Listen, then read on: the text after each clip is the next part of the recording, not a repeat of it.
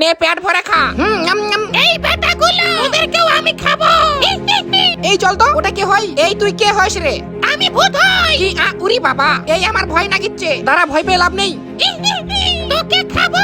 কি বললি হুই? ওরে বাবা রে, পালাই। ভূত ভয় পেয়ে গেছে। আরে ওকে ধর। হ্যাঁ চল চল। আরে ভূত গেল কোথায়? তাই তো, কোথায় রে? আরে কোথায় ভূত? ও ভাই সব আমাকে ধরতে পারবি না তোরা। কি বললি? এ ভাই আই তো। হ্যাঁ চল, ওকে ধরে কেতাকো বান দিব। ওরে বাবা রে, তাড়াতাড়ি লুকাই। হ্যাঁ দেখতে পেয়েছি। তো কি হয়েছে? ও হুই, আমি ভয় পাই না।